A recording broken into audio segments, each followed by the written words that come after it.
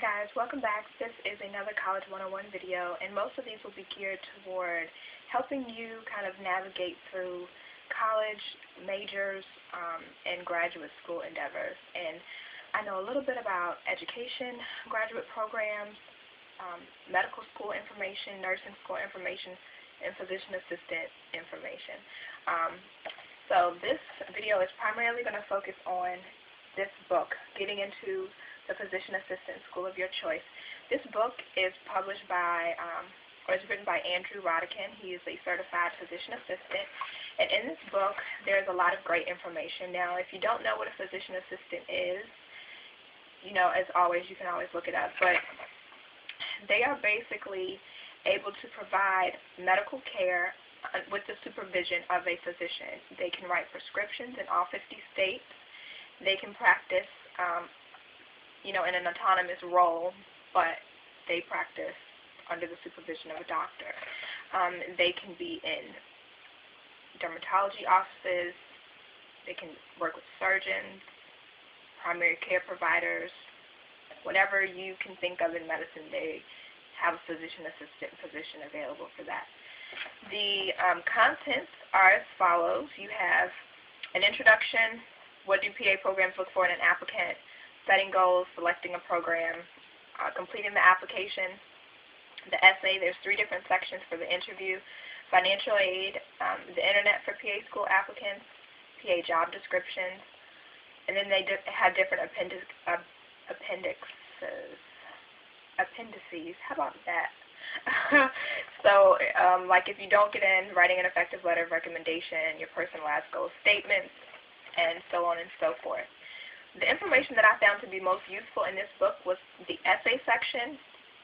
It really helped me kind of figure out what I wanted to talk about. The essays are really important because they give the admissions committee an opportunity to know more information about you and why they should select you for an interview. So there was just great information there. They also have in here a list of all of the physician assistant programs and their deadlines, which is very important. They give you information about CASPA, which is the centralized application for physician assistant programs, where most of them, not all of them, participate. And they give you information about that. If you are thinking about applying to physician assistant programs, I would advise you to start putting in your information as early as possible because the application does take time. You have to put every single class in there that you've ever taken, the name of that class, the number, the course number that matches with that class, and the grade that you got. And that can take a little bit of time. You also want to make sure that you submit your application maybe a month to 6 weeks before the school's deadline, because CASPA has to go through your application to make sure that everything's there, to verify everything before they send it to your school. And because of that processing time, you don't want to submit your CASPA application the day before the deadline for your school, because your school will not get your application on time and you would have wasted your money. Also, if you're applying to PA school, you have to keep in mind the cost of the CASPA applications, and that information can be found on their website. The essay section was really great. Again, they ask you, like, what's your motivation for wanting to be a PA? Why do you want to do this instead of being a teacher or a physician or a registered nurse or a nurse practitioner? Why did you want to be a PA and not any of those other things? They address non-traditional background applicants. They also give you examples of applications that have worked. They give you information on the interview process. You can have group interviews. You can be interviewed one-on-one. They talk about different questions that you might be asked, and they also give you information on, like, what are the questions that you might, you know, want to ask the people, not the people, but the faculty members when you go for your interviews. They talk about how to organize your financial records and how to plan financially for PA school. The application process can be expensive, and a lot of times, if you don't really think about it or budget for it, it can be a bit of a burden. So I just wanted to put that out there. All in all, do I think you should buy this book? I think you should purchase this book if you want to get assistance with essay writing and assistance with preparing for the interview. You don't have to purchase the book to get into PA school. My friend from college got into PA school, and she went before me. She went while I was a teacher, and I was talking to her, and she was like, oh, I didn't know there was a book about how to get into PA school, and she got in on her first attempt. So granted, she had like a 4.0, but still, you know, you don't need this book to get in, but I do think it's a great tool. They don't know that I'm talking about this, nor do they care. So it's not like this is a sponsored video or anything, whatever that's about. And I think it's a great tool. Now, this information that I'm about to give you is more or less like my personal experience and a generalization about PA school.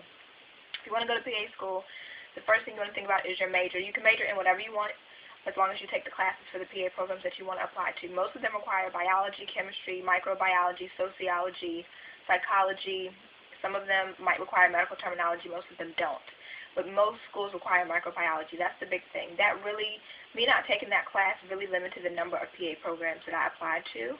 I only applied to 3 because most schools require at least 1,000 hours of direct patient care, and they require microbiology. And the schools that did not require those 2 as stringent requirements were the ones that I applied to, because I had unconventional forms of direct patient care, and I did not take microbiology. So again, if you want to increase your chances of getting in, take microbiology. They want to know that you've had direct patient contact care or contact hours. You can do that through being a CNA.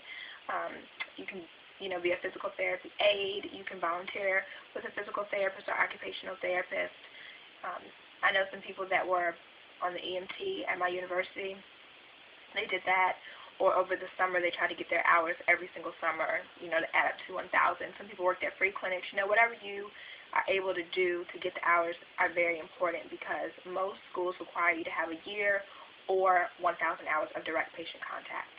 The next thing that I wanted to remind you guys about is budgeting for your interviews. You have to travel to your interviews. If you apply to different schools throughout the country, then you have to make sure that you budget for that if you get interviews. Are you going to be able to afford to fly to Mississippi if you live in New York and you're applying to a school in Mississippi? Are you going to be able to afford the rental car and all of those other things? Just think about it and budget for it along the way. Apply early. That greatly increases your chances. I talked to one of the faculty members at one of the top PA schools that I applied to, and they told me that my chances probably would have been a lot better getting accepted had I applied early. So that's very important. The earlier you apply, the better. And I know that to be true because, again, a different girl from my school, I talked to her, and she was like, oh, have you heard from them yet? I was like, no. And she was like, oh, I applied. She did the early admissions, and she found out really soon. She had her interview fast, everything, and she got in, which was great for her. But I applied, like, super late. So that was, that was my own wrongdoing. But everything worked out anyway, because I had a job that I couldn't leave, and they changed when the program was going to start. The program was going to start in May, and my job ended, like, May 27th, and school started, like, in the beginning of May, so I wouldn't have been able to get out of my contract at work to start school. So that would have been a mess anyway, and they didn't tell us that when, before we applied. They didn't tell us that they were changing the start date, so I was kind of mad about that. What else? Is that all? Direct patient contact, when to apply.